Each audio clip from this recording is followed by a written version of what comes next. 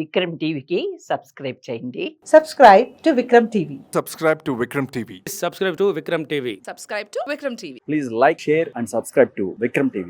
ఈ రోజు మనతోని స్పెషల్ గెస్ట్ అండి. ఆ గెస్ట్ ఎవరు కాదు, ఆర్మూర్ బీజేపీ ఎమ్మెల్యే రాకేష్ రెడ్డి గారు మనతోని ఉన్నారు.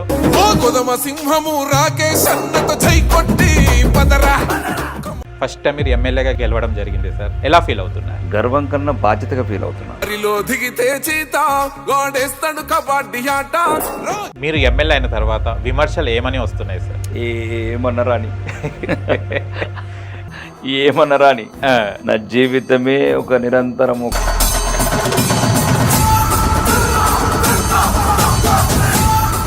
రెండు 2014 జూన్ 2 నాడు 2 రకాలుగా తెలంగాణ ప్రజలకు శాపము, ఒకటి వరం. శాపం ఏంటి సార్, వరం ఏంటి?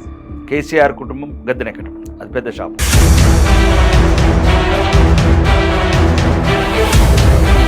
బిడ్డలను చంపి రాష్ట్రాన్ని తెచ్చుకొని కుటుంబానికి అంకితం చేసుకుంటారా? అల్లుడు హరీష్ అందలం ఎక్కుతాడు, కొడుకు కేటీఆర్ అందలం ఎక్కుతాడు.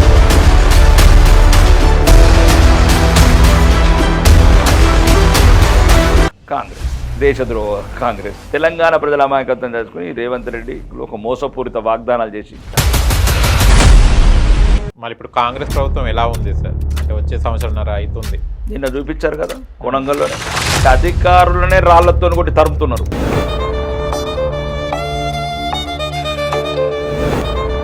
ఈ సిగ్గులేని ప్రభుత్వానికి, మంత్రులకు, ముఖ్యమంత్రికి బరాబర్ చూపించారు. కొడంగల్ బిడ్డలకు శైల్యూట్ చేస్తున్నారు. మీరు అట్లనే పోరాడండి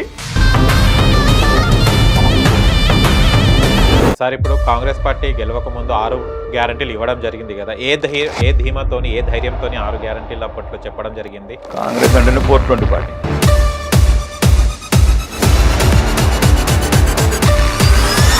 ఇప్పుడు ఈ హైడ్రా అనేది ఒక కొత్త కాన్సెప్ట్ తెలంగాణలో మారుమవుతుంది. పేదల ప్రజల గుండెలు అంటే ఉన్న వాళ్ళే అవి కూల్ చేస్తున్నాం అంటున్నారు. మీరు ఎలా ఫైట్ చేస్తున్నారు హైడ్రా వాళ్ళ లాస్ అయిన వాళ్ళ గురించి? పర్మిషన్లు ఇచ్చినోడు ఎవడు? పర్మిషన్లు ఇచ్చినోడు. అధికారం మదం ఎక్కింది ఒక్కొక్కడికి. సార్ ఒకటి విన్నాం మేము, మీ favourite leader, political leader Seethakka garu అని విన్నాము. ఎంతవరకు నిజము, ఎందుకు ఇష్టం? లీడర్లల్లా దొంగలు దోసుకుపోయిన 28 తప్ప మనది పెట్టలేదు. లాస్ట్కు బట్టి విక్రమార్క దగ్గరికి వెళ్ళాను. అన్న నీ కాళ్ళు మొక్తానన్న, కనికరం రాలేదు.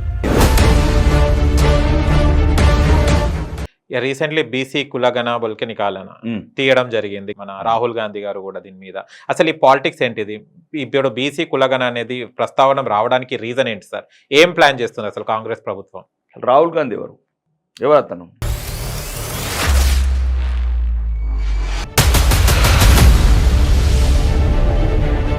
ఎవరిని బదలం? లాస్ట్ మోడీ గారి గురించి చెప్పాలంటే ఏం చెప్తారు? మన ప్రైమ్ మినిస్టర్ గారి గురించి. విశ్వాస నాయకుడు, విశ్వ నాయకుడు, విశ్వ గురువు, భారతదేశాన్ని ఈరోజు ప్రపంచంలోనే ఒక తలమానికంలా నిలిపిన దార్శనికుడు. హాయ్ హలో నమస్తే, వెల్కమ్ టు విక్రమ్ టీవీ. నేను మీ యాంకర్ పప్పు. ఈ రోజు మనతో స్పెషల్ గెస్ట్ అండి. ఆ గెస్ట్ ఎవరు కాదు, ఆర్మూర్ బీజేపీ ఎమ్మెల్యే రాకేష్ రెడ్డి గారు మనతో ఉన్నారు. ఆయన తన దగ్గరికి మనకి ఇక్కడ ఆపద ఉందంటే ఆదుకునే తత్వం ఉంది. చాలా కష్టాలతోని పైకి వచ్చిన వ్యక్తి ఇవాళ ఎమ్మెల్యేగా ఉన్నారు ఆర్మూర్లో. అండ్ ఈ ఎమ్మెల్యే వచ్చిన తర్వాత తను ఎలా ఫీల్ అవుతున్నారు, అండ్ ఇప్పటి రాజకీయం మన తెలంగాణలో ఎలా ఉందో ఇప్పుడు సార్ని అడిగి తెలుసుకోవడానికి ప్రయత్నిద్దాం. నమస్తే సార్. నమస్తే అండి. ఎలా ఉన్నారు? చాలా బాగున్నాను. పైడి రాకేష్ రెడ్డి అనగానే చాలా మందికి ఒక ఎమ్మెల్యే అని కాకుండా మన ఇంటి వాడని అంటుంటారు చాలా మంది. ఈ పేరు ఎలా సంపాదించుకున్నారు సార్? అది వాళ్ళ ప్రేమ, నా అదృష్టం. ఓకే, మీ అదృష్టం. అంతే, అది అదృష్టంగా భావించాలి. ఫస్ట్ టైం మీరు ఎమ్మెల్యేగా గెలవడం జరిగింది సార్, ఎలా ఫీల్? అంటే నార్మల్గా అంటే ఒక ట్రస్ట్లో మీరు ఇంత బిజినెస్లు చేసుకుంటూ ఉన్నారు, అండ్ ఇవాళ ఎమ్మెల్యే అని ఒక పదం మీ పక్కన ఉన్నది, ఎలా ఫీల్ అవుతున్నారు? గర్వం కన్నా బాధ్యతగా ఫీల్ అవుతున్నా. ఓకే, రాజకీయాలంటే పదవులు అనుభవించుకుంటా, తాత ముత్తాతల నుంచి నేను 4 సార్లు, నా కొడుకు 3 సార్లు, నా మన్మడు 2 సార్లు అనుకుంటా, ఒక్కొక్కడు 75 ఏళ్ళ నుంచి మీద పడుతున్నారు, తింటున్నారు ఈ దేశం మీద. పేదోడు పేదోళ్ళలాగానే ఉన్నాడు, గుడిసెలున్నాడు గుడిసెలలో ఉన్నాడు, అన్నంకు లేనోడు ఏడుస్తూనే ఉన్నాడు, ఆరోగ్యం లేక హాస్పిటల్లో కొద్ది ఇప్పటికి బెడ్లు దొరుకుతలేవు. ఇవన్నీ అంటే స్పందించవలసిన సామాజిక సమస్యల మీద సరైన రీతిలో ఈ రాజకీయ నాయకులు, రాజకీయ నాయకత్వం, అధికార పార్టీ వాళ్ళు ఎవరైనా సరే నా దృష్టి ఒక రకమైన అవగాహన వచ్చింది. కొద్దిగా మనం వెళ్ళి రాజకీయాలు ఎంతో కొంత అణగారిన వర్గాలకు, సామాన్యులకు, పేదవాళ్ళకు ఉపయోగపడుతున్న భావనలో ప్రజలు ఒక 3 నెలల లోపలనే నన్ను నమ్మి, నా గొంతును నమ్మి, అప్పుడున్న ఒక దుర్మార్గమైన వాతావరణంలో, రౌడీలు రాజ్యం వెళ్తున్న రాష్ట్రంలో రౌడీజాన్ని తొడగొట్టి ఎదుర్కొన్నాను కాబట్టే మా బిడ్డ అని ఆస్వాదించిన ఆర్మూర్ నియోజకవర్గ ప్రజలకు చెందుతుంది నా విజయం ఒకటి. Yes. సహజంగా నిరంతరం పోరాటం. మీరు ఒకప్పుడు సహాయం చేసేవారు, ట్రస్టులు ఉన్నాయి అంటే అప్పుడు పదవి లేదు, ఇప్పుడు పదవి ఉంది అంటే మనం సహాయం చేయడానికి మంచి చేయడానికి పదవి కావాలని ఎప్పుడైనా అనుకున్నారా సార్ మీరు? ఇప్పుడైతే కంపల్సరీ అవసరం. ఓకే. అంటే అలా అంటే ఉదాహరణకి ఏంటంటే మరి మాలాంటి సామాన్యులు డబ్బు సంపాదించిన ప్రాబ్లమే, సహాయం చేసిన రకరకాల విమర్శలు, అధికారంలో ఉంటే కొద్దిగా అధిగమించవచ్చు ఈ బ్యూరోక్రసీ, ఈ అవినీతి నాయకత్వాన్ని, అవినీతి చెందిన అధికారులని కొద్దిగా తట్టుకోవచ్చు, ఒక ప్రోటోకాల్ జోన్లో ఉంటాం కాబట్టి. Yes. మీరు ఎమ్మెల్యే అయిన తర్వాత విమర్శలు ఏమని వస్తున్నాయి సార్? ఏమన్నరాని నా జీవితమే ఒక నిరంతరం ఒక పోరాటాలమయము, అడుగడుగు అవమానాలు ఎన్నో ఎదుర్కొని స్థాయికి వచ్చినవన్నీ కూర్చున్నాయి. ఆర్మూర్లో మంచి పేరు సంపాదించుకుని బీజేపీ లీడర్ అంటే మాకు రాకేష్ రెడ్డి గారు అని పేరు తెచ్చుకోవడం జరిగింది కదా సార్. తెలంగాణ వచ్చిన తర్వాత ఎలాంటి పరిణామాలు ఎదుర్కొన్నారు, ఏమనిపించింది సార్ మీరు అబ్జర్వేషన్ చేస్తుంటే? అంటే ఉద్యమం చేసింది ఒక ఎత్తు అయితే ఇప్పుడు ప్రజలు కొంతమంది నిరాశ పడ్డారు, దానికి ఎందుకు సార్? అంటే అప్పుడు చెప్పిన మాటలు ఇప్పుడు ఎందుకు లేవు? అంటే ఒక స్వార్థపూర్వకంగా ఆ ఉద్యమాల్లో చీమలు పెట్టిన పుట్టలో పాములు వచ్చినాయి కేసీఆర్ లాంటి వాళ్ళు. అది ఒక నిరంతరము ఒక ఆవేదనతోని ఒక స్వయం ప్రతిపత్తి గురించి అన్యాయం అయిపోతున్న తన ప్రాంతం, అంటే అది పెద్ద రాష్ట్రం విడిపోవటం కాదు, ఉన్న రాష్ట్రాన్ని అడగటం. 1969 నుంచి తొలి దశ ఉద్యమంలో 369 బిడ్డల మీద కాంగ్రెస్ బుల్లెట్లతో కురిపించిన ఈ కాంగ్రెస్ కావచ్చు, మళ్ళీ 1998లో ఒక్క ఓటు 2 రాష్ట్రాలని బీజేపీ సిద్ధాంతంతో భయపడి మంత్రి పదవి రాక మాజీ ముఖ్యమంత్రి అప్పటి వరకు జరుగుతున్న ఒక ప్రజా కవులు మేధావుల ఉద్యమంలో సొరబడ్డాడు నాగుంబాంలాగా. దాన్ని ఉద్యమాన్ని ఆపుకున్నారు, రెచ్చగొట్టారు యువకులని, వాళ్ళ నిరుద్యోగ సమస్యని, లేదు కొద్దిగా వెనుకబడ్డతనాన్ని. మూడోది అప్పుడున్న సమైక్య రాష్ట్ర నాయకులు స్వార్థపూర్తంగా తెలంగాణని దోసుకపోయినరు. నిధులు, బొగ్గు గనులు కావచ్చు, నీళ్లు కావచ్చు, కృష్ణా గోదావరి నీళ్లు కావచ్చు, లేదు రాష్ట్రంలో అన్యాయంగా మా రాష్ట్రమైన మా హైదరాబాద్ అయినా దౌర్జన్యంగా కబ్జాలు చేయటము, గుండాయిజం చేయటము, మర్డర్లు చేయటం రాయలసీమ ప్రాంత నాయకులు, వాళ్ళే మళ్ళీ ఉన్నతమైన పదవులు ఉండటం ఈ రాష్ట్రంలో. కాబట్టి అప్పుడు అవన్నిటినీ అవకాశంగా మలుచుకున్నది కేసీఆర్ అనే అతను. అన్ని రకాలుగా నిరాశ నిస్పృహలకు లోనైన యువతని రెచ్చగొట్టి వాళ్ళ అల్లుడు అగ్గిపెట్టలేకముందే పెట్రోల్ పోసుకున్నాడు అంటే అదంతా కుట్రలో భాగం. ఓకే. ఎవడైనా పెట్రోల్ పోసుకుంటే అగ్గిపెట్టి పెట్టుకుని పెట్రోల్ పోసుకోవాలా? ఇప్పుడు నువ్వు బండి ఎప్పుడు డ్రైవింగ్ చేస్తావు, డ్రైవింగ్ లైసెన్స్ తీసుకుని డ్రైవింగ్ చేస్తావు. నువ్వు చావాలనుకున్నాడు అగ్గిపెట్టే తీసుకుని పెట్రోల్ పోసుకోవాలి, కానీ పెట్రోల్ పోసుకున్నాక అగ్గిపెట్టి ఎందుకు ఉంటుంది? ఇప్పుడు పోసుకోమని నేను పెడతాను, దగ్గర పెడతా అగ్గిపెట్టుతుంది అంటే రెచ్చగొట్టి ఈ ప్రాంతాన్ని మొత్తానికి కేసీఆర్ని నమ్మలేదు ప్రజలు, ఎందుకంటే అది గత చరిత్ర. కానీ అప్పుడు మేధావులు కావచ్చు, కళాకారులు కావచ్చు, విద్యార్థులు కావచ్చు, అన్ని సంబంధ వర్గాలు మొత్తం తెలంగాణ మొత్తం ఏకమై కదిలి మిలియన్ మార్చ్ లాంటి ఒక ఉద్యమాలు సకల జన సుమారు ఒక 2 months మొత్తం స్తంభింపజేసారు రాష్ట్రం. కేసీఆర్ అప్పుడు ఆయన పైన అన్ని రకాలుగా క్లియర్గా ఉన్నాడు, ఆయన జరిగే వివరం అన్ని చేయించుకుంటున్నాడు. కానీ 60 రోజులు ఇక్కడ రాష్ట్రంలో అధికారులు కావచ్చు, ప్రభుత్వ అధికారులు మొత్తం స్తంభింపజేసినప్పుడు తప్పనిసరి పరిస్థితులు మా రాష్ట్రం మాకు ఇచ్చారు తప్ప ఆ రాష్ట్రాన్ని విడగొట్టలేదు, మాది ఉన్న రాష్ట్రమే. విడగొట్టిన తర్వాత అతను ఒక మోసపూరితమైన వాగ్దానాలు, దళితులు ముఖ్యమంత్రి కావచ్చు, 3 ఎకరాల భూమి కావచ్చు, 2 బెడ్రూమ్ల ఇల్లు కావచ్చు, విద్యార్థులకు ఉద్యోగాలు కావచ్చు, నిరుద్యోగ వృత్తి, రకరకాల అంటే తుపాకీ రామడాని అంటారు మా తెలంగాణ పల్లెలలో. మరి మొత్తం ఈ అబద్ధాలంటేనే కేసీఆర్ అంటేనే అబద్ధాలు ఒక ప్రపంచంలో ఈజీగా చెప్పచ్చు. చాలా మంది చివరిది ఏ దశకు వచ్చారంటే మనం అది అబద్ధం మాట్లాడితే కేసీఆర్ లాగా మాట్లాడకరా నువ్వు.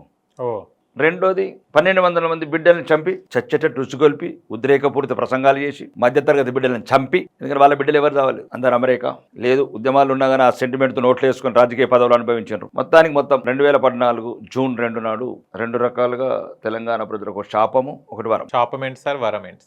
కేసీఆర్ కుటుంబం గద్దెనెక్కటం, అది పెద్ద శాపం. వరం చిరకాల కోరిక నెరవేరటం. ఆ శాపం వెంటాడుతున్నది ఇప్పటికి రాష్ట్రాన్ని. అంటే ఆయన రాష్ట్రంలోకి చెప్పిన ఒకటి అన్ని తుంగలో దొక్కిండు, ఇక ఫామ్ హౌస్లో తిస్తా వేసిండు, పరిపాలన మరిచిండు, 1000 కోట్ల అప్పులు, అవినీతి, 1000 కోట్ల అప్పు తేవటం, అవినీతి చేయటం, అడ్డంగా వందలాది ఎకరాలు దోసుకోవడం వల్ల కుటుంబ సభ్యులు కావచ్చు, ఆ ప్రభుత్వంలో ఉన్న నాయకులు కావచ్చు, మంత్రులు కావచ్చు, రకరకాలుగా విని విసిగొచ్చింది ప్రజలకు కూడా. చివరికి ఏ స్టేజ్కి వెళ్ళిపోయిందంటే ఒక రజాకర్నన్న మరిపించిండు ఆయన. కాసిం రాజుని మేము చూడలేదు, కానీ ఆ పోలీస్ వ్యవస్థని అంత ఆ రకంగా ప్రలోభ పెట్టి భయపెట్టి ఆ పోలీస్ వ్యవస్థ ద్వారా మళ్ళా కాసిం రాజు పరిపాలన చూపించిండు. మొత్తం కాకి యూనిఫామ్తో ఆటాడుకున్నాడు తెలంగాణ ప్రజలు. 4 కోట్ల ప్రజల నోరు నొక్కేశాడు, ప్రజాస్వామ్య గొంతులు నొక్కేశాడు. దీంట్లో ఎవడన్నా అబద్ధం అంటే నాతో రండి ఎవడన్నా. ఇప్పటి కూడా ప్రతి గ్రామానికి వెళ్దాం, 12,670 గ్రామాలకు వెళ్దాం. కాలి మీలాంటి యువకులు ఒక చిన్న సోషల్ మీడియాలో పోస్ట్ పెడితే పోలీస్ వ్యాన్ ముందు బిడ్డలను చంపి రాష్ట్రాన్ని తెచ్చుకొని కుటుంబానికి అంకితం చేసుకుంటారా? అల్లుడు హరీష్ అందలం ఎక్కుతాడు, కొడుకు కేటీఆర్ అందలం ఎక్కుతాడు, బిడ్డ కవితమ్మ ఎక్కుతుంది. ఉద్యోగం రాదు, మరి ఒక గ్రూప్ 1 ఉద్యోగం నోటిఫికేషన్ ఇయ్యరు. ఇది అంటే కోరుకున్నది ఒకటి, జరిగింది ఒకటి. ప్రజలు నిరాశ నిస్పృహలకు లోనైనప్పుడు మళ్ళీ ఒక కాంగ్రెస్, దేశద్రోహ కాంగ్రెస్, తెలంగాణ ప్రజల అమాయకత్వం చేసుకుని రేవంత్ రెడ్డి, ఈ దక్షిణ తెలంగాణ మంత్రులు, ఈ కాంగ్రెస్ నాయకులు ఒక మోసపూరిత వాగ్దానాలు చేసి మళ్ళా తెలంగాణను చెరబెట్టారు. మళ్ళీ ఇప్పుడు కాంగ్రెస్ ప్రభుత్వం ఎలా ఉంది సార్? అంటే వచ్చే సంవత్సరంన్నర అవుతుంది. నిన్న చూపించారు కదా కొడంగల్లోనే. అంటే అధికారులనే రాళ్లతో కొట్టి తరుముతున్నారు, కలెక్టర్ని ఎంఆర్ను రాళ్లతోని. అంటే ప్రజలలో ఎంత ఆవేదన ఉంది, ఎంత ఆవేశం ఉంది ప్రభుత్వం మీద. ఏదో పక్కన ఆర్మూర్ అనుకుంటే వేరు, లేదు ఏదైనా ఆదిలాబాద్ జిల్లాలో అనుకుంటే వేరు. ప్రస్తుత గౌరవనీయ ముఖ్యమంత్రి గారి ప్రాతినిధ్యం వహిస్తున్న కొడంగల్ నియోజకవర్గంలో అధికారం రాళ్లతో కొట్టి తరిమే 11 నెలలు వచ్చిందంటే మొత్తానికి వాళ్ళ మోసాలు, వాళ్ళు చేసిన వాగ్దాన భంగాలు, ఆ గ్యారంటీ ఈ గ్యారంటీ అనుకుంటా దొరికినోడు దొరికినట్లు దోసుకున్న తందుకైనా ఎవరో మళ్ళీ అధికారం తెచ్చుకున్నదని ప్రజలు ప్రశ్నిస్తున్నారు. కానీ వికారాబాద్లో కూడా నేను అదే ఇన్సిడెంట్ జరిగింది, రైతులు రివర్స్ అవ్వడం జరిగింది. అంటే ఏంటిది అదే భూములు తీసుకొని మీకు బెడ్రూమ్ ఇస్తా అవి చెప్పడం జరుగుతుంది, కొట్లాడుకోవడం జరిగింది. ఇంత ఎప్పుడు కూడా జరగలేదు ఏ ప్రభుత్వంలో కూడా. ఏంటంటే 12,000 ఎకరాలు ఆల్రెడీ ఉన్నది, ఎందుకు ఈ డ్రామాలు మళ్ళీ ఇవన్నీ చేసుడు? ఎవడు అల్లుడు గురించి, కొడుకుల గురించి, అవసరమైన పేద ప్రజలు, అమాయక రైతుల భూములు, వాడు మొత్తం 3 తరాల నుంచి ఒక 3 ఎకరాల నుంచి ఉంటే వీడు ఫార్మా కంపెనీ అని చెప్తున్నాడు. బుద్ధి తక్కువడు. 3 తరాల 3 ఎకరాల భూమి అండి వాళ్ళకు. వాళ్ళ భూమితో అనుబంధం పెనవేసుకుపోయింది. మీ కుటుంబ సభ్యుల గురించి, మీ ఫ్రెండ్స్ గురించి వందలాది కోట్ల ఎక్కడ ప్రపంచంలో అన్ని రిజెక్ట్ చేసిన ఫార్మా కంపెనీలు ఇక్కడ తీసుకొచ్చి 1000 కోట్ల అవినీతి చేసి రాజకీయ పదవులు అనుభవించాలనుకున్న ఇట్లాంటి దుర్మార్గమైన రాజకీయ వ్యవస్థ నాయకులు నేను చూడలేదండి. ఎందుకు పేదోడిని కొడుతున్నారు? అరే ఉన్నది కదా రాబాయ్, మీకు మొత్తం 100 ఎకరాలు 1000 ఎకరాలు మీ చుట్టాలకు, మీ బంధువులకు మీ ఇచ్చుకోండి. వాడు ఉన్నదే 2 ఎకరాలండి, 3 ఎకరాలు, 3 తరాల నిరంతర పోరాటం, నిరంతర శ్రమ. అది వాడి బాధ కళ్ళల్లో, వాడి గొంతులో కనబడితే గుర్తుపట్టలేని ఈ సిగ్గులేని ప్రభుత్వానికి, మంత్రులకు, ముఖ్యమంత్రికి బరాబర్ చూపించారు. కొడంగల్ బిడ్డలకు శైల్యుడి చేస్తున్నాను. మీరు అట్లనే పోరాడండి. ఎవ్వడు ఏ చట్టం మీ మీద చేతేయకుండా మేము చూసుకుంటాం. బిడ్డ ఎవడన్నో రిజెక్ట్ చేసిన ఫార్మా కంపెనీలు తెచ్చి మా రైతు బిడ్డలని, పేద బిడ్డలని, లంబాడి బిడ్డలని ఈరోజు మీరు ఏ రకంగా చెరబట్టాలనుకుంటున్న భూములు ఒప్పుకునేది లేదు. మీకు దమ్ముంటే ఇంతకుముందు అన్ని రకాలుగా 12,000 ఎకరాలు తీసుకొని పెట్టుకున్నారు ఫార్మా సిటీ అని, దాంట్లో పెట్టండి. ఇక దాంట్లో ఏం దొరకాయనే, ఉన్నాయని కొట్టేసినారనే, ఉన్నాయని కొట్టేసారు కదా టీఆర్ఎస్ వాడు. పంచుకోండి, ఎట్లన్నా తోడు దొంగలు, చీకటి దొంగలే కదా మీరు. వాళ్ళు పంచుకోండి. ఆ ఫార్మా సిటీలు ఎవడెవడెంత కొట్టేసిండో వాళ్ళ మాటలు తీసుకోండి. మళ్ళీ పేద రైతులని వాళ్ళ జీవనోపాధి మీద పొట్టగొట్టద్దు, వాళ్ళ గౌరవం మీద దెబ్బ కొట్టద్దు, వాళ్ళ తరతరాల ఒక రకమైన ఆ భూమితో పెనవేసుకున్న వాళ్ళ బంధాన్ని విడదీయద్దని భారతీయ జనతా పార్టీగా మరియు భారతీయ జనతా పార్టీ శాసనసభ్యుడిగా నేను డిమాండ్ చేస్తాను. సార్, ఇప్పుడు కాంగ్రెస్ పార్టీ గెలవక ముందు 6 గ్యారంటీలు ఇవ్వడం జరిగింది కదా. ఏ ధీమాతోని, ఏ ధైర్యంతోని 6 గ్యారంటీలు అప్పట్లో చెప్పడం జరిగింది. ఇప్పుడు చూస్తే 6 గ్యారంటీలు కదా, అసలు గ్యారంటీ అని ముచ్చటనే తీస్తలేరు. దీన్ని మీరేమంటారు? కాంగ్రెస్ అంటేనే 420 పార్టీ, దేశానికి ద్రోహం తలపెట్టే పార్టీ, హిందువులను అడుగడుగును అవమానించే పార్టీ. ఎక్కడ చూసినా కర్ణాటక అయినా అదే మోసం, హిమాచల్ ప్రదేశ్ అదే మోసం, ఇక్కడనే మోసం. కానీ ఒక్కోసారి మోసాలు వెళ్ళగలరు. ఓకే, एक दिन रहता जो सच्चाई बाहर आता, जो ऊपर वाला देख रहे, जिसको जो सदा मिलने का वो मिलता. जो जैसा गांधी परिवार को जो सदा मिल रहा है, जैसा जैसा धोखा किया देश को, हिंदुओं को, जैसा भी ये लोगों को भी मिलेगा जो धोखा का सदा. ఓకే, రీసెంట్లీ బీసీ కులగణ బొల్కే నికాలన తీయడం జరిగింది. గాంధీ గారు కూడా రావడం జరిగింది, మన రాహుల్ గాంధీ గారు కూడా దీని మీద. అసలు ఈ పాలిటిక్స్ ఏంటిది? ఇప్పుడు బీసీ కులగణ అనేది ప్రస్తావన రావడానికి రీజన్ ఏంటి సార్? ఏం ప్లాన్ చేస్తుంది అసలు కాంగ్రెస్ ప్రభుత్వం? రాహుల్ గాంధీ ఎవరు అతను? మా దేశానికి సంబంధం లేదు, మా హిందూ మతానికి సంబంధం లేదు. మా మతం మీద ఎందుకు పడ్డావయ్యా బాబు? మా మతం మీద ఎందుకు పడ్డావు? అసలు ఎవరు నువ్వు? అసలు నువ్వు మా హిందూ మతం కాదు, మా దేశ పొడవు కూడా కాదు. మళ్ళీ రాహుల్ గాంధీ ఎవరు? ఆయనే చెప్పాలా మీకు తెలిసినంత వరకు? ఆయన విదేశీయుడు సగం. వాళ్ళమ్మ ఇటలీ, ఓకే, అలా నాన్ననేమో పార్సీ, వాళ్ళమ్మనేమో క్రైస్తవురాలు, విదేశీయురాలు. మా మతం గానోడు, మా ధర్మం గానోడు, మా దేశం గానోడు. ఈరోజు మా దేశంలో ఉన్న ఒక మెజారిటీ మతమైన హిందువుల మధ్యన కుట్రలు పెట్టి ఏమైంది? 65 ఏళ్ళు మరి కులగణన ఎందుకు చేయలేదు? అది అప్పుడు లేదు, ఇప్పుడు. మీ ముత్తాత పోయింది, మీ నానమ్మ పోయింది, మీ నాన్న పోయిండు, మీ అమ్మ, నువ్వే కదా వేలింది 65 ఏళ్ళు. మరి అప్పుడు కులగణన ఎందుకు లేదు? అంటే భారతీయులు, హిందువులు ముఖ్యంగా అందరు ఒక రకంగా ఈ దేశానికి కాంగ్రెస్ వల్ల జరిగిన ఏదైతే అన్యాయం ఉంది అంతా వాళ్ళు తెలుసుకొని ఏకమవుతున్నారు. కాబట్టి మళ్ళీ ఏ రకంగా కుట్రలు విడగొట్టాలా, మళ్ళీ ఈ యొక్క మెజారిటీ మతమై ఒక మైనారిటీలన్నీ ఎట్లా రెచ్చగొట్టాలా. ఈ దేశంలో ముస్లిమ్స్ మా వాళ్ళు, మా వాళ్ళని రెచ్చగొట్టి పరాయి ముస్లిం చేస్తున్నారు. ఎందుకంటే ముస్లిమ్స్ రాను రాను కూడా వాళ్ళ మాటలేని మొత్తానికి ఇంకా దేశాన్ని ఒక రకంగా విద్వేషపూరిత ప్రసంగాలతోని వాళ్ళ ప్రవర్తనతోని వాళ్ళు కూడా ఆ రకంగానే తయారవుతున్నారు. ఎందుకంటే ఇక్కడున్న భారతదేశంలో ముస్లింలు కూడా గమనించాల్సింది ఏంటంటే మీరు మా వాళ్ళు, మీరు మొఘలాయులకు సంతానం కాదు, మీరు అరబ్బీ వాళ్ళ సంతానం కాదు. మీరు ఒక 600-700 సంవత్సరాల క్రితం అప్పుడున్న పరిస్థితుల దృష్ట్యా బలవంతం చేతనో భయం చేతనో బతకటానికి మతం మారిన వాళ్ళు మీరు మా వాళ్ళే. అది మీరు గమనించాలి. ఇప్పుడు మా వాళ్ళు కూడా గమనించాలి. ముస్లిమ్స్ కూడా ఎవరు కాదు, వీళ్ళు మన వాళ్ళే. ఆ రోజు జరిగిన పరిణామాల దృష్ట్యా మతం మారిండ్రని. కానీ కాంగ్రెస్ ఏం చేస్తున్నది, అప్పుడు నెహ్రూ నుంచి పడితే ఇప్పటి వరకు రాహుల్ ఖాన్ వరకు కూడా ఈ దేశాన్ని మళ్ళొకసారి ముత్తాత ఒకసారి చేసిన టొకుడులు ఇప్పుడు మునిమన్మడ కూడా చేయాలనుకుంటున్నాడు ఈ దేశాన్ని. దాంట్లో భాగమే బీసీ కులగణన, కులాల మధ్యన చిచ్చు పెట్టి ఈ రకంగా ఏదో ఒక రంగా హిందువులల్లా అనైక్యత తీసుకొచ్చి ముస్లింలను రెచ్చగొట్టి ఈ కాంగ్రెస్ అధికారం రావాల వచ్చి మళ్ళీ దేశ విభజన చేయాలన్న కుట్రలో భాగమే ఈ కులగణన. ఓకే, అంటే కాంగ్రెస్ పార్టీ అంటేనే ఇప్పుడు చాలా మంది ప్రజలు డైవర్షన్ పార్టీ అని అంటున్నారు. దీనికి మీరేమంటారు? ఇక ప్రజలు అన్నది అంత మంచి నిర్ణయం మంచిదంటే వాళ్ళకి ఎందుకు తెలియదు? ఇప్పుడు ఇది అవసరమా? ఏం వాగ్దానాలు చేసినా వాగ్దానాలు చేయి. మహాలక్ష్మి స్కీమ్ మీద 2500 ఇస్తాను వెయ్యి, పెన్షన్ 4000 ఇస్తాను వెయ్యి, ఆటో డ్రైవర్లకు 12,000 ఇస్తాను వెయ్యి, 15,000 కౌలు రైతులకు ఇస్తాను వెయ్యి. లేదు, ఉద్యోగాలు ఇవ్వండి, విద్యాలయాన్ని ఆధునీకరించండి, వైద్యాన్ని ఆధునీకరించండి, ఒక హాస్పిటల్ కట్టండి, విద్యాలయాలు మంచి మంచి యూనివర్సిటీ క్రియేట్ చేయండి. కానీ ఇదేందండి, రకరకాల వచ్చినట్టు దొరికినోడు దోచుకుంటున్నారు. సెక్రటరీ కూడా చూస్తుంటే ప్రవేశం అవుతూ మొత్తం పవర్ బ్రోకర్స్ చుట్టుపక్కల దొరుకున్నప్పుడేమో ఫామ్ హౌస్లో, ఇప్పుడేమో మంత్రుల ఇళ్ళ చుట్టూ. కాబట్టి ఇది మొత్తం తెలంగాణ ప్రజల్ని మళ్ళీ ఒకసారి ద్రోహం చేసి వాళ్ళని నిరాశ నిస్పృహలకు లోను చేస్తున్న ఈ పార్టీ. అందుగురించి రైతులు ఎలుగొత్తుతున్నారు. తెలంగాణ మొత్తంలో రోడ్ల మీద వడ్ల కుప్పలు. అంటే ఆ సన్నాలకు కూడా 500 ఎక్కడ ఇవ్వాల్సి వస్తుందని ఆ రైతులను నిరాశకు లోన్ చేసి వాడు డైరెక్ట్ ప్రైవేట్ వాళ్ళకి అమ్ముకుంటున్నాడు. ప్రైవేట్ వాళ్ళకి అమ్ముకుంటే 500 రాదు. అవును, అంటే అడుగున మోసమే. ఇది 420 ప్రభుత్వం.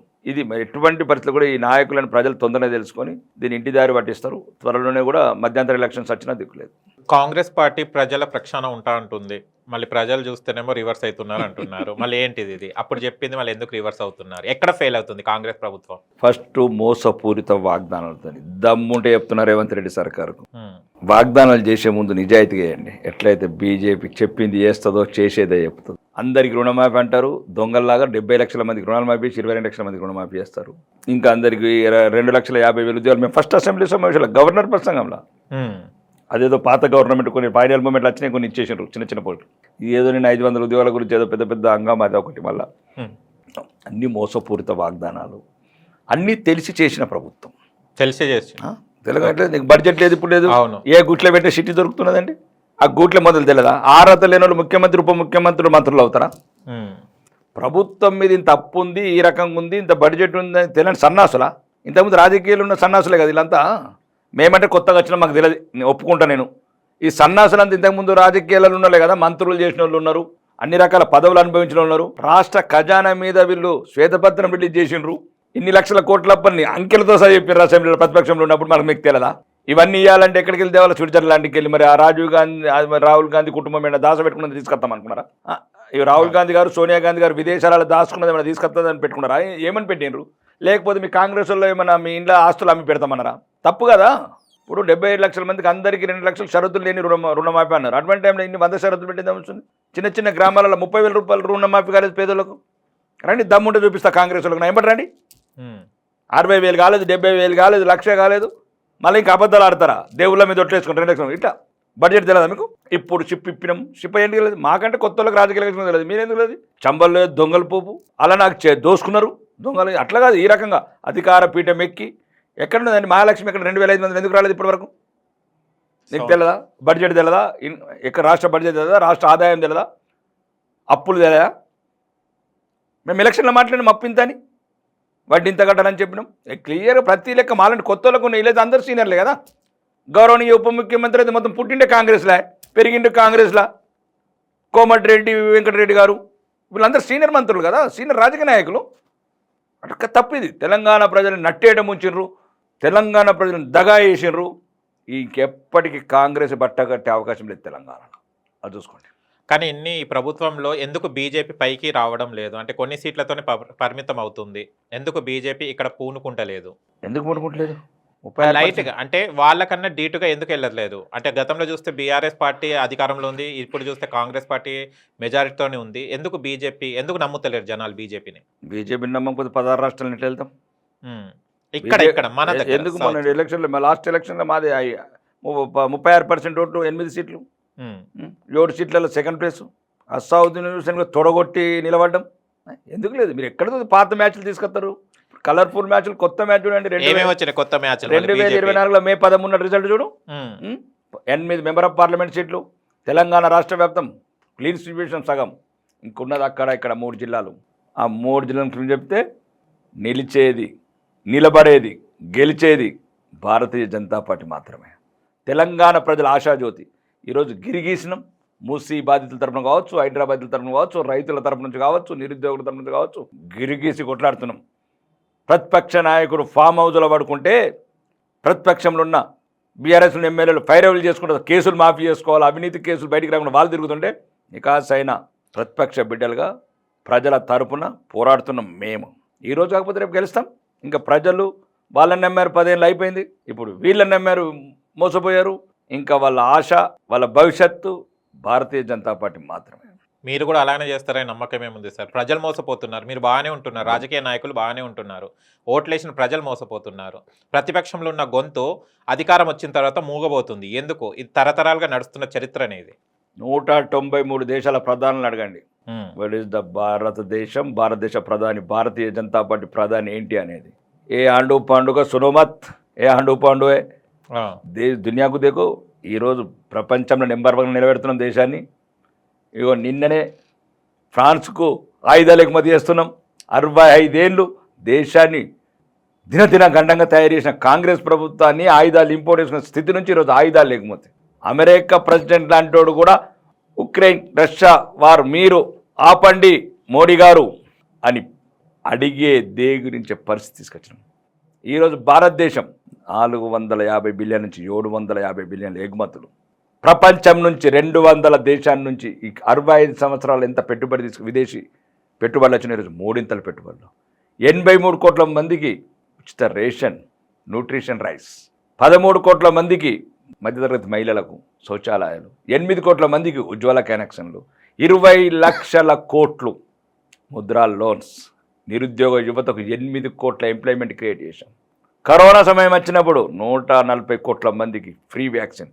కొన్ని దేశాలు 40 లక్షలు ఉన్న దేశాలు కూడా $1000 తీసుకుంటే, కొన్ని దేశాలు $2000, $3000 కరోనా వ్యాక్సిన్, $5000 చిన్న చిన్న దేశాలు. అదే భారత్, ఏ అబ్కా భారత్, ఏ మోడీ కా భారత్, ఏ బీజేపీ కా భారత్, ఏ ధర్మ్ కా భారత్. 140 కోట్ల మంది ఇందువల్ల భారతదేశాన్ని కాపాడుకొని ప్రపంచానికి కూడా సప్లై చేయగలిగినాం. ఇది భారత్. మీకు భారతదేశం తక్కువ అంచనా ఇస్తున్నారు. ఈరోజు 10వ ఆర్థిక వర్షం నుంచి 5వ స్థానానికి వచ్చాం. రెండోది 1,45,000 కిలోమీటర్ల 8 లైన్ల రోడ్డు, 6 లైన్ల రోడ్డు. మీరు కావాలంటే ఉద్దండపాలెం పోయి మనం చూడండి, ద్వారకా హైవే చూడండి. ఫైటర్స్, యుద్ధ విమానాలను దించుతున్నాం.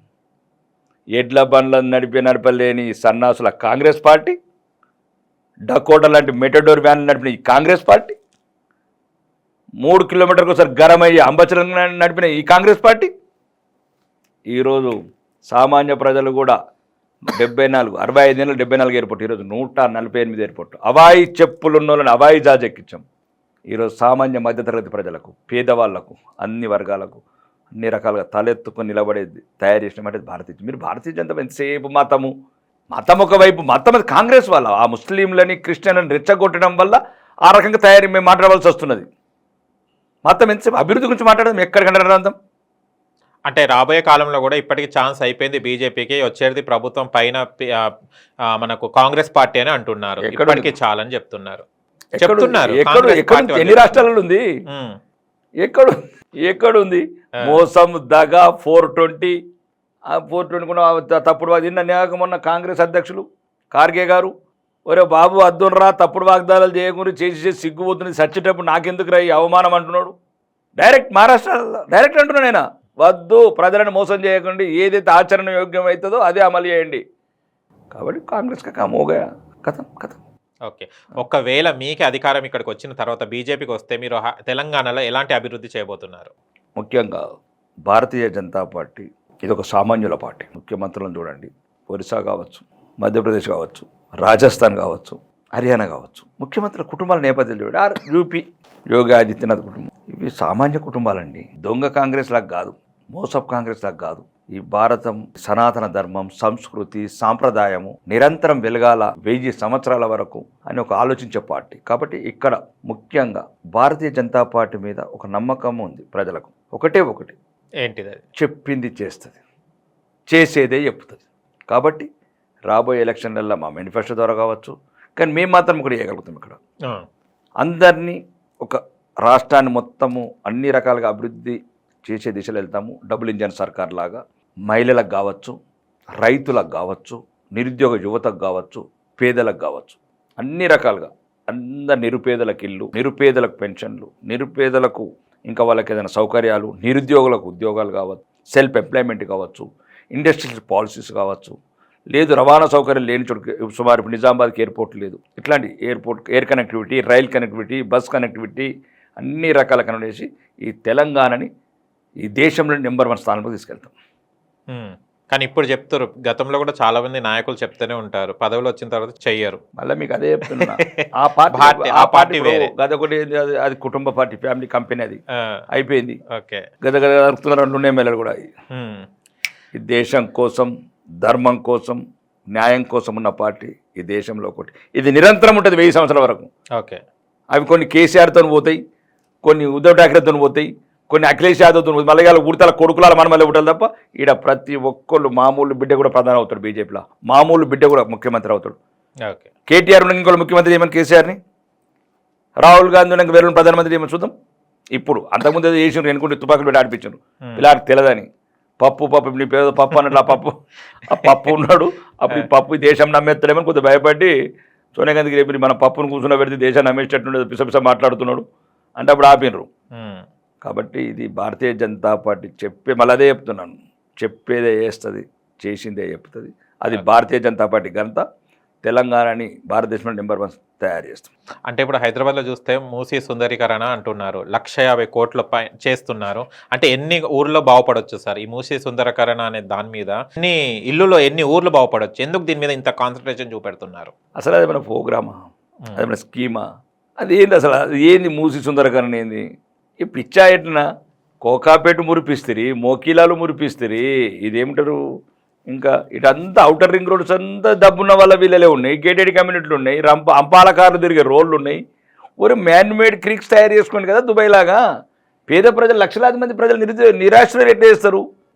ఈరోజు రేవంత్ రెడ్డి గారికి ఏదైనా కళలు వచ్చిందా, లేకపోతే ఢిల్లీ సుల్తాన్లు ఏమైనా కంపల్సరీ గప్పం కట్టిందా కాదు నీ పదవి ఉంచామంటున్నారా, లేకపోతే ఆలోచన లేని ఆ బీజేపీ అది కాంగ్రెస్ సీనియర్ నాయకులు స్టేట్మెంట్లా?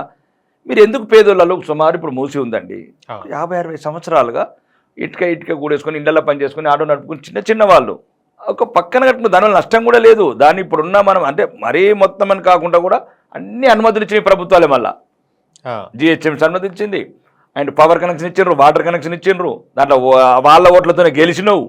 మరి ముందు చెప్తే అయిపోతుంది కదా, మీరు మూసి సుందరీకరణ చేద్దామని మరి ఓట్లు ఎత్తురా, మరి చీపుర్లు కొడుతున్నారు వాళ్ళు చెప్పేవాళ్ళు కదా, చెప్తున్నారు కదా మహిళలు ఏడుస్తున్నారండి.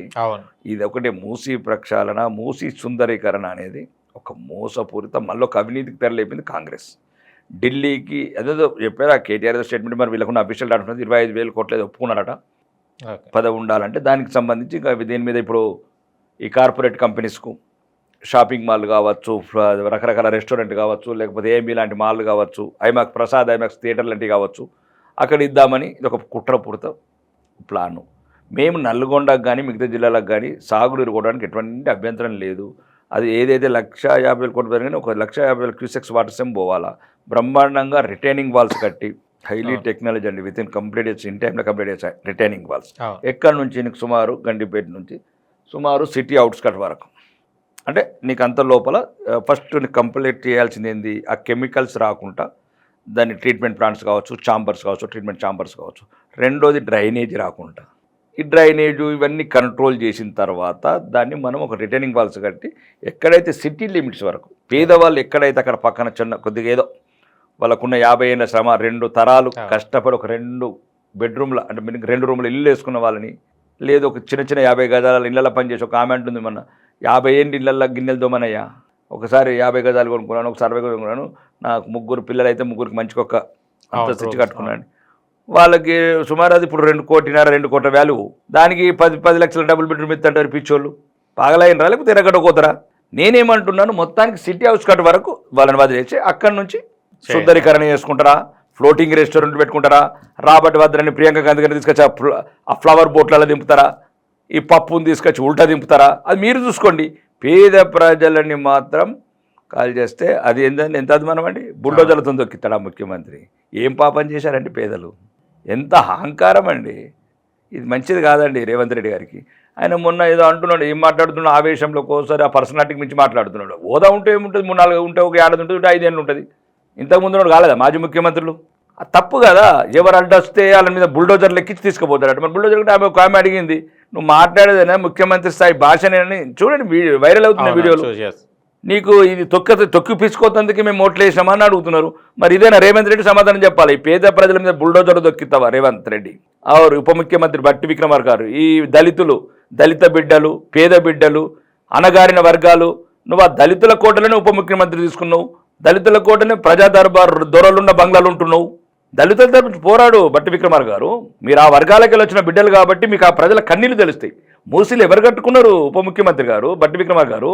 డబ్బు నడలో పోయి బంజారాయిస్లో కట్టుకున్నాడు, డబ్బు నడు పోయి కోకోపేటలో కట్టుకున్నాడు, డబ్బు పోయి సోమాజిలో కట్టుకున్నాడు.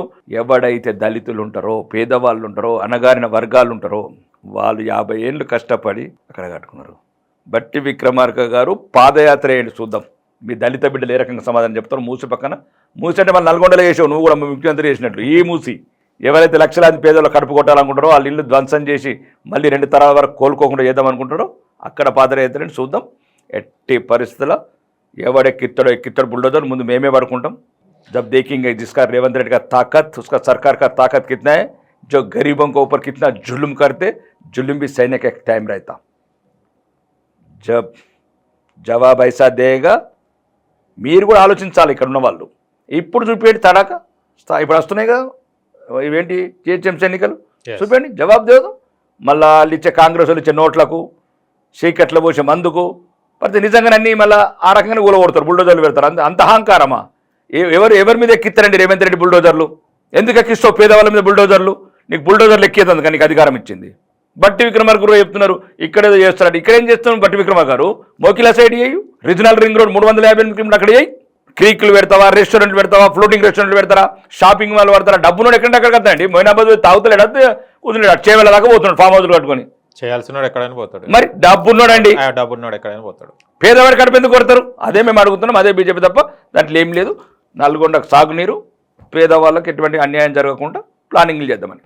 ఇప్పుడు ఈ హైడ్రా అనేది ఒక కొత్త కాన్సెప్ట్ తెలంగాణలో మారుమోగుతుంది. పేదల ప్రజల గుండెలు అంటే ఉన్న వాళ్ళే అవి కూల్ చేస్తున్నాం అంటున్నారు. మీరు ఎలా ఫైట్ చేస్తున్నారు హైడ్రా వల్ల లాస్ అయిన వాళ్ళ గురించి?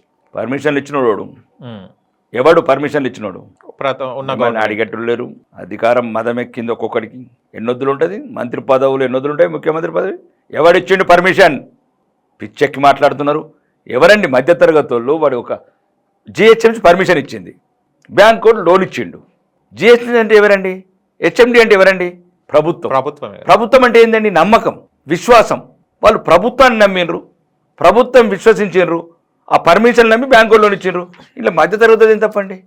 నువ్వు పర్మిషన్ ఇవ్వకపోతే లోన్ ఇవ్వకపోతుండే, లేకపోతే ఇల్లు కట్టకపోతుండే.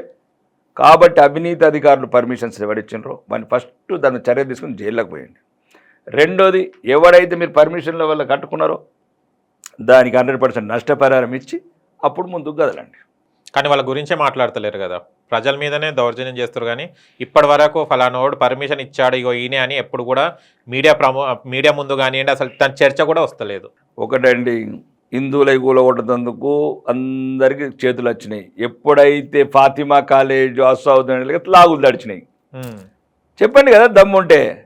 హైడ్రా రంగనాథ్ గారిని కూడా అడుగుతున్నాను, ముందు కూలగొట్టండి చూద్దాం. First Owaisi brothers Fatima college కూలగొట్టండి. बिस्मिल्लाह बोलो, जब शुरू करो तोड़ने का, जब देखेंगे हैदराबाद में तुम्हारा ताकत कितना है हुकूमत का. जब गरीबों का, हिंदुओं का, जो 50 साल मेहनत करके घरों में जो छोटा मोटा काम करके घर बना लिया, वो लोग तोड़ते. कैसा दिल, ये अच्छा नहीं होता రేవంత్ రెడ్డి जी आपके लिए. और బట్టి విక్రమార్క వీళ్ళు ఎవరైతే ఉన్నారో వీళ్ళందరూ పేదోళ్ళకు శత్రువులు అయ్యారు. ఇందిరమ్మ పేరు పెట్టుకొని పేదలకు శత్రువులు ఏంది ఫస్ట్ టైం చూస్తున్నట్టండి కాంగ్రెస్ నాయకులు. అంతో ఇంత కొద్ది ఇంతకుముందు ఒక పేదలకు ఉండేది ఇందిరమ్మ అంటే పేదోళ్ళ ప్రభుత్వం, ఇందిరమ్మ అంటే పేదలని ఇట్లా వీళ్ళు ధనవంతులకు బానిసలైనరు, ఉన్నోడికి బానిసలైనరు. 100 ఎకరాలు వేలాది కోట్ల ఓవైసీ బ్రదర్స్ ఫాతిమా కాలేజీని కూలగొట్టండి, నడిచెర్ల కట్టింది. అది ధైర్యం రాదు. కాబట్టి ఉన్నోళ్ళకి కూలగొట్టండి, మధ్యతరగతి వాళ్ళకు 100% నష్టపరిహారం ఇవ్వండి, పేదవాళ్లకు ఔటర్ రింగ్ రోడ్ పక్కన వాళ్ళకు వసతి సౌకర్యం కల్పించకుండా ప్రాజెక్ట్ మొదలు పెట్టండి. హైడ్రా ఎందుకు ఇది ప్రజన అంటే వ్యతిరేకంగా అంటే ఎందుకు చేస్తున్నారు? ఇది దేనికోసం సార్? ఇది వీళ్ళ ఉద్దేశం ఏంటిది అసలు? కాంగ్రెస్ ప్రభుత్వం ఉద్దేశం ఏంటిది అసలు? బ్లాక్ మెయిల్ ఏమొస్తుంది? మొన్న 1000 కోట్లు భలే ఉన్నారు మీరు. అంటే ఈ ప్రజలని ఇలా అకౌంట్ అడుగు మరి, ఆ ప్రభుత్వం మంత్రులు అడుగు అకౌంట్ చెప్తారు ఎన్ని వసూలు చేసినారు. ఒక్కొక్కటి 30 అంతస్తులు, ఒక్కొక్కటి దగ్గర 500 కోట్లు వసూలు చేసినారు. ఏవైతే హైడ్రా FTL లిమిట్స్ ఉన్నాయో ఈ చిన్న వాళ్ళని పేదోళ్ళని కూలగొట్టి వాళ్ళని భయపెట్టి 1000 కోట్లు తీసి సగం ఇల్లు సగం ఢిల్లీ అట. ఓకే, మరి అంటే మీకు బయట బహిరంగంగా చర్చ జరుగుతున్నది. నేనేమంటున్నాను, భారతీయ జనతా పార్టీ అధికారంలోకి వస్తే కంపల్సరీ అన్నింటి మీద యాక్షన్ తీసుకుంటాం. ఎవరెవరి దగ్గర వసూలు చేసినారు సబ్కా సబ్ కీంచుకెట్టి వసూలు కరిగే మీరు గరీబోంకు బాటేగా పూర పైసా బాటేగా 100%. ఓకే, ఎవడబ్బా సొమ్ము అంటే పేదల కడుపు కొట్టి వాళ్ళ ఇల్లు కూలగొట్టి వాళ్ళని బెదిరించి నువ్వు హైడ్రా పేరు మీద 100,000 కోట్ల అవినీతి చేస్తారా? అవినీతి చేసి సగం ఢిల్లీ సగం గల్లియా. సబ్కా సబ్ హిసాబ్ కరేగా కిసుకున్నాయి చూడేగా తుమ్లోకి సమజ్రేవంగా ఎవరిని బదలం. పేదోళ్ళ కడుపు కొట్టినోని, మధ్యతరగతులని మోసం చేసినోని, అవి చూపించి పెద్దోళ్ళని బ్లాక్మెయిల్ చేసిన చూడు 30 అంతస్తులు ఉన్న బిల్డర్స్ని, అవన్నీ సబ్కా సబ్ హిసాబ్ అందరికీ లెక్క బరాబరి చేస్తాం. ఇప్పుడు ఎవరైతే కాంగ్రెస్ ప్రభుత్వంలో అధికారంలో ఉన్నా అంటే కొన్ని పదవులు ఇచ్చారు కదా, వాళ్ళు న్యాయం చేస్తారా సార్ వాళ్ళ పదవులకు? ఏం పదవులు అవి? 3 జిల్లాలో వెళ్ళుకుంటున్నారు. ఖమ్మం వాళ్ళు 3 మంత్రులు, మహబూబ్ నగర్ 2 మంత్రులు, నల్గొండోళ్ళు 2 మంత్రులు, 7 మంత్రులు. పాపం ఈ ఉత్తర తెలంగాణలో అయితే అసలు అలా ఉలుకు లేదు పలుకు లేదు. వచ్చినట్టు 3 జిల్లాలో తీసుకుపోయినాడు. ఉన్నది ఎంత, చేసేది ఎంత? మొత్తానికి మొత్తం అయితే కోడంగల్, లేకపోతే మాదిరా, లేకపోతే కోమటిరెడ్డి, లేకపోతే ఇట్లా ఉండే 3 జిల్లాలు. ఇంతకు ముందేమో ఏమంటారు సిద్దిపేట, సిరిసిల్ల, గజ్వేల్ ఉండే మా కర్మ. ఇప్పుడు నల్గొండ, ఖమ్మం, మహబూబ్ నగర్. ఈ ఉత్తర తెలంగాణ ప్రజల శాపం ఇళ్ళకి తలగకపోదు. సార్ ఒకటి విన్నాం మేము, మీ favourite leader political leader Seethakka గారని విన్నాము. ఎంతవరకు నిజము, ఎందుకు ఇష్టము అంటే పొలిటికల్ లీడర్? లీడర్లల్లా గుమ్మడి నరసయ్య, సీతక్క, బిఎన్ రెడ్డి, ఇట్లా కొందరు ఎటువంటి స్వార్థం లేకుండా ఈ రకంగా ప్రజా జీవితంలో వాళ్ళకి సమస్యలు వచ్చినప్పుడు పనిచేస్తున్నారు. వాళ్ళ ఆదర్శం ముందుకెళ్తానన్నాను. సీతక్క గారు కూడా వాళ్ళకి తప్పేముంది? సీతక్క బాబు అవును ఒకటండి, మంచి అందం. కాంగ్రెస్లో కూడా చాలా మంది మంచి వాళ్ళు ఉన్నారు, కానీ మంచి వాళ్ళ మాట నన్ను ఇద్దరు మగవాళ్ళని చేశారు. ఇప్పుడు వచ్చిన ఈ దుర్మార్గమైన నాయకత్వము కొంత ఏదైతే ఉందో వీళ్ళంత మంత్రుల బృందం ఒకటి అదేదో కౌరవ అప్పుడు ఏమంటారు మహాభారతంలో కదా కౌరవులు ఉన్నట్టు కొంతమంది ఉన్నారు అందరు ఇలా. ఇప్పుడు ఏం చెప్తాము? కాబట్టి మంచి నాయకులు ఉన్నారు దాంట్లో కూడా, కానీ మళ్ళీ మాట చెల్లనిస్తారు. సార్ అసలు నాయకుడు అంటే ఎవరు? ప్రజల కష్ట సుఖాలు తెలుసుకొని వాళ్ళతో మమేకం కావటం. ఫర్ ఎగ్జాంపుల్ నేను చెప్తున్నాను అందరికీ, రాష్ట్ర ప్రభుత్వం లాస్ట్కి చివరికి ఎంత మోసం చేస్తున్నారు నన్ను అంటే, ఒక తెలంగాణ ప్రభుత్వంలో అందరిని కలిశాను. ఒక ఇంటిగ్రేటెడ్ మోడల్ స్కూల్, అది అందరికన్నా ముందు నుంచి నేను కొట్లాడుతున్నాను. 8 ఏళ్ళ నుంచి అందరికన్నా ముందు ల్యాండ్ నేను ఇచ్చాను 25 ఎకరాలు కలెక్టర్ ద్వారా. ముఖ్యమంత్రిని అడిగాను, ఉప ముఖ్యమంత్రిని అడిగాను, అందరూ అందులో ఉన్న మంత్రులను అడిగాను. కానీ దొంగలు దోసుకుపోయిన 28 తప్ప నాది పెట్టలేదు. లాస్ట్కు బట్టి విక్రమార్క దగ్గరికి వెళ్ళాను. అన్న నీ కాళ్ళు మొక్కుతానన్నా, కనికరం రాలేదు. మదిరల్ని దళితులు లేరన్న, ఆర్మూర్లో కూడా దళితులు ఉన్నారు, ఆ ఆర్మూర్లో కూడా బీసీలు ఉన్నారు, ఆర్మూర్లో కూడా ఎస్టీలు ఉన్నారు. తర్వాత ఖమ్మంకు 4 ఎందుకు తీసుకుపోయినారు అన్న అన్నాడు. మహబూబ్ నగర్ 4 ఎందుకు తీసుకుపోయినారు, నల్గొండకు 4 ఎందుకు తీసుకుపోయినారు? ఇట్లాంటి దుర్మార్గుల వల్ల రాష్ట్రం మళ్ళీ 2 ముక్కలు అవుతుంది. ఇట్లాంటి దుర్మార్గం, పక్షపాతి ధోరణి ఉన్న ఇట్లాంటి రాజకీయ నాయకుల వల్ల మళ్ళీ ప్రజల మధ్యన వైషమ్యాలు పెరుగుతాయి. మేము ఏమన్యాయం చేసినాం ఆర్మూర్ ప్రజలు, ఏమన్యాయం చేసాం నిజామాబాద్ ప్రజలు, ఏమన్యాయం చేశారు ఆదిలాబాద్ ప్రజలు? నిగ్గదీసి అడిగే రోజులు వస్తాయి. 33 జిల్లాలను మోసం చేసి 3 జిల్లాలకు ఉండబోతున్నారు చూడు. 30 జిల్లాలు తిరగబడి మిమ్మల్ని తరిమి కొట్టే రోజులు తొందరలోనే వస్తాయి చూడండి. ఎన్నొద్దులు ఈ పోలీసు రాజ్యం, ఎన్నొద్దులు ఈ దౌర్జన్యం, ఎన్ని రోజులు ఈ అన్యాయాలు. మమ్మల్ని ఇంత మోసం చేస్తుంటే మామూలు ఇంకెంత ఎన్ని వేలాది మందిని మోసం చేస్తున్నారు. పేదవాడి తరఫు నుంచి గొంతుడడం నేరమైంది. ఏది దొరికినా మదిర, ఏది దొరికినా కొడంగల్, ప్రతి రూపాయి అటే దోసుకొని పోతున్నారు. రండి శ్వేతపత్రం ప్రకటించండి. ఉత్తర తెలంగాణకి ఎంత ఇచ్చారు, ఆర్మూర్కి ఎంత ఇచ్చారు, మదిరకి ఎంత ఇచ్చారు చెప్పండి, ప్రకటన చేయండి. ఆర్మూర్కి ఎంత ఇచ్చారు, కొడంగల్కి ఎంత ప్రకటన చేయండి. అడిగేటోడు లేడనా? ఇదా మీ సీనియారిటీ? ఇదా మీ రాజకీయ నాయకత్వ మెచ్యూరిటీ లెవెల్స్? ఇదా మీరు ఉన్నత పదవుల్లో కూర్చుని పరిపాలించేది? మీరు ఆ రాజ్యాంగం మీద ప్రమాణం చేసింది రాష్ట్రాన్ని సమానంగా చూస్తాం, ప్రజలందరినీ సమానంగా చూస్తాం అని రాజ్యాంగం మీద ప్రమాణం చేసిన నాయకుల ఇల్లు. అసలు నాయకత్వ లక్షణాలు ఉన్నాయా మీకు? ఏం చేసిండు పాపం ఆసిఫాబాదోడు, ఏం చేసిండు పాపం నిర్మలోడు, ఏం చేసిండు వరంగలోడు, ఏం చేసిండు హన్మకొండోడు, ఎప్పుడు పంటే కొడంగల్ మదిర, లేతే కొడంగల్ మదిర. ఎంతసేపు నల్గొండ, ఖమ్మం, మహబూబ్ నగర్ వస్తుంది. ఒక్కరోజు ప్రజలు తిరగబడే రోజు వస్తుంది. ఇప్పటికన్నా శ్వేతపత్రం రిలీజ్ చేయండి. ఎంతెంత దోసుకపోయినరో ఆ వాటాన్ని మా ఉత్తర తెలంగాణకి ఇవ్వండి. జాబ్ క్యాలెండర్ మీద మీ అభిప్రాయం ఏంటి సార్? ఏ క్యాలెండర్, అది పనికిరాని క్యాలెండర్. ఏం క్యాలెండర్ నేను చెప్తున్నాను కదా. తెలంగాణ అసెంబ్లీలో మొదటి శాసనసభ సమావేశాల్లో మొన్న మేము డిసెంబర్లో ఆ రోజు 2,50,000 ఉద్యోగాలు 6 నెలలు ఇస్తామన్నారు. గది జాబ్ క్యాలెండరు. అబద్ధాల కోర్ల ఇది ఏమంటారు, వీళ్ళని ఎంత ఇబ్బందికరం ఉంటుంది. నాకు శాసనసభ లాంగ్వేజ్ మాట్లాడే ఇబ్బంది ఉన్నది ఇలా తీయాలంటే. ఇలా ఏమన్నా ఆ పదాలు మాట్లాడితే ఇంకా తెలుగు సినిమాలో మాట్లాడే వీళ్ళ గురించి ఆ నోట్ల నాలుక చూస్తాను భయం. వీళ్ళు మాట్లాడదామంటే కాంగ్రెస్ నాయకులు ఏదైనా మాట్లాడితే ఇక అంటే అబద్ధం. కాంగ్రెస్ వాడు మాట్లాడినట్టు అబద్ధం మనకి కిందకి వస్తున్నది. మాకు మీరు చూడండి, గవర్నర్ ప్రసంగం బుక్ పంపిస్తారు, రేపు చదువుమనండి. శ్రీధర్ బాబు గారిని చదవమనండి, బట్టి విక్రమ గారిని చదవమనండి, రేవంత్ రెడ్డి గారిని చదవండి. ఈరోజు శాసనసభలో అడుగుతున్నారు, తప్పేముంది? మీరు ఇచ్చిన బుక్ మీకే పంపిస్తారు. గవర్నర్ ప్రసంగం ఏం చెప్పారు? ఫిబ్రవరి లోపల 50,000 ఉద్యోగాలు అన్నారు. జాబ్ క్యాలెండర్ ఫిబ్రవరి 1 తర్వాత 6 నెలలు ఇచ్చారా?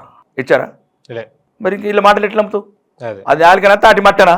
వీళ్ళకు అదేదో సినిమాలో వేసినట్టు మొత్తం వీళ్ళు ఎప్పుడైనా వీళ్ళు మాట్లాడినప్పుడు ఇలా అది టెస్ట్ పెట్టాలి. సినిమాలో పెడతారు, ఆలిగాడికి టెస్ట్ పెడతారు, అన్ని నిజాలే చెప్తారు. ఇలా వీళ్ళు దొరుకుతారు తెలంగాణ ప్రజల ముంగట. కానీ ఎందుకు అసలు స్టూడెంట్స్ మాటలు వింటలేరు? అసలు స్టూడెంట్స్ ఎగ్జామ్ పోస్ట్పోన్ చేయమంటూ కూడా ధోరణిలో పెట్టడం జరిగింది. ప్రజలకు స్టూడెంట్స్కి అసలు మాట వింటలేదు. వీళ్ళ రాజ్యం వీళ్ళే అనుకుంటూ వెళ్తున్నారు. అసలు ఏంటిది అసలు వీళ్ళ కాన్సెప్ట్? మళ్ళీ ఒకటేనండి, రాజ్య హింస వెరిగిపోయింది, పేదోళ్ళ రక్తం ఏరులై పారుతుంది. వీళ్ళు మారరు. ఏందండి మళ్ళా కొట్టాల రక్తాలు వచ్చినట్లు విద్యార్థులు.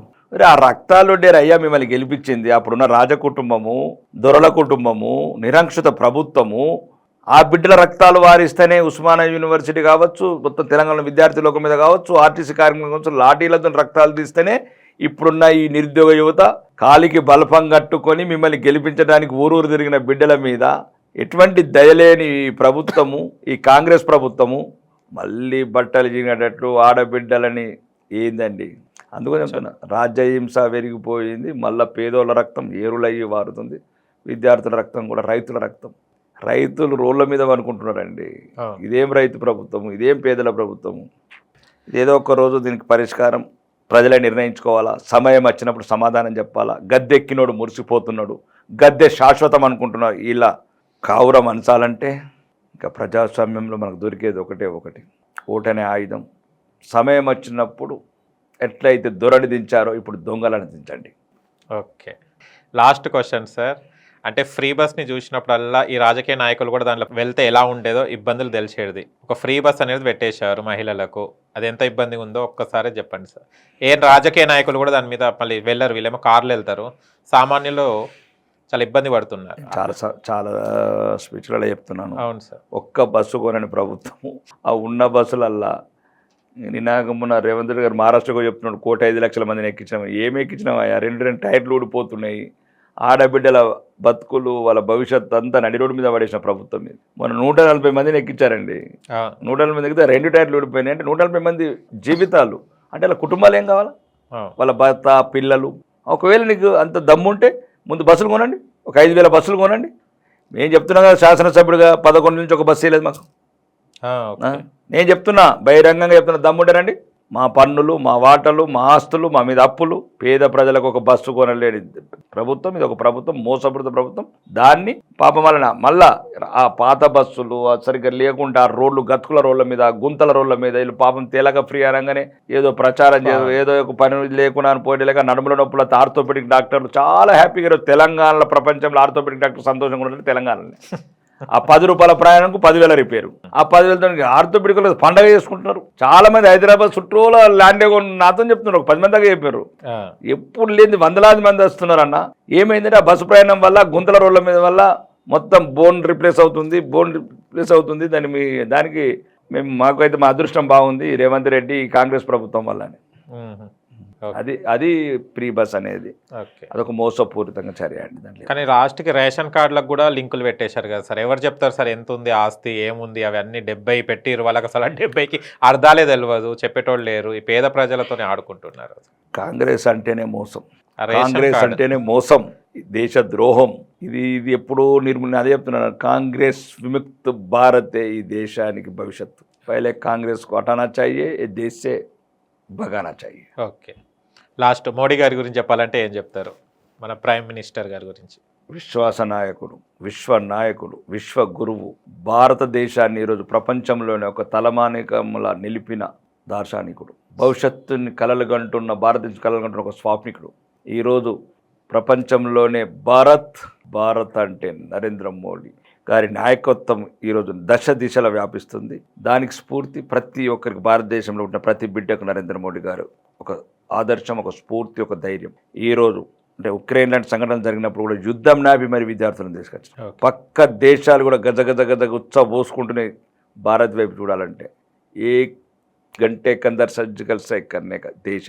ఇంతకుముందు కాంగ్రెస్ ప్రభుత్వంలో రోజుకు ఒక 100,000 మంది వీర జవానుల తలలు దింపిన పక్క దేశం, గజ గజ గజ భారత్ పేరింటి నిద్రపోకుంటున్న పక్క దేశం ఏ దేశాలు కావచ్చు, అన్ని రకాలుగా సెటిలైట్ చేసినాం, దేశాన్ని భద్రత ఉంచినాం, బాంబులు లేకుండా చేసిండు, ఒక భద్రత గురించి భారతదేశం తయారు చేశాడు, ప్రపంచ ఖ్యాతి మిగిల్చిన, ఎప్పటికి 1000 సంవత్సరాల వరకు చెరిగిపోని ఏదైనా ఉందంటే నరేంద్ర మోడీ గారి పేరు, నాయకత్వం. సార్, ట్రంప్ గారు గెలిచారు కదా, మన దేశానికి ఎలాంటి సత్సంబంధాలు ఉండబోతున్నాయి? మన మోడీ ఎవరి దేశం మనం గట్టుకుంటే అందరు మనతో బాగుంటారు. అదే నరేంద్ర మోడీ చేసింది. మన ముందు ఇప్పుడు నువ్వు గట్టుకున్నావు అనుకో, నీ ఛానల్ గట్టుకుందాం అనుకో, ఇంకోటి మీద అవసరం ఉండదు, బ్యాంకు లోన్ పోయినావు అనుకో, నేను ఇబ్బంది పెడతాడు. తాపగా ట్రంప్ అయితేంది, ట్రంప్ అయితేంది, ఓడైతేంది. భారతదేశం ముందు స్ట్రాంగ్ ఉండాలండి. ఈరోజు భారతదేశం ప్రపంచానికి కావాలి. ఎందుకంటే 145 కోట్ల పాపులేషన్, రోజుకి 80,000 మంది పుడుతున్నాం.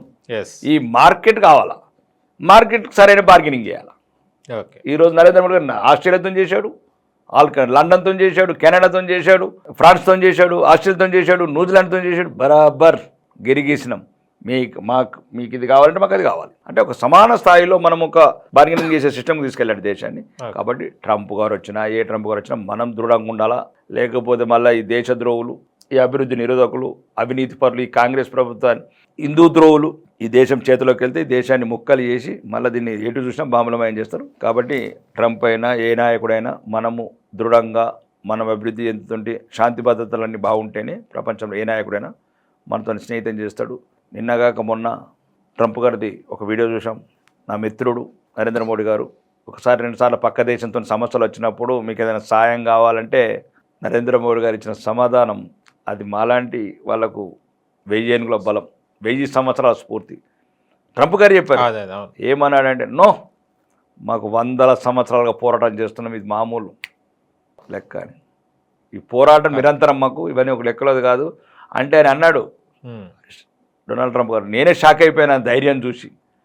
కనిపించినంత ఆయన చూస్తే తండ్రిలాగా ఉంటాడు, లోపల ప్రేమ ఉంటుంది, కానీ లోపల ఉన్నంత కఠినత్వం దేని గురించి? దేశం గురించి, దేశ భవిష్యత్తు గురించి, దేశ బిడ్డల గురించి.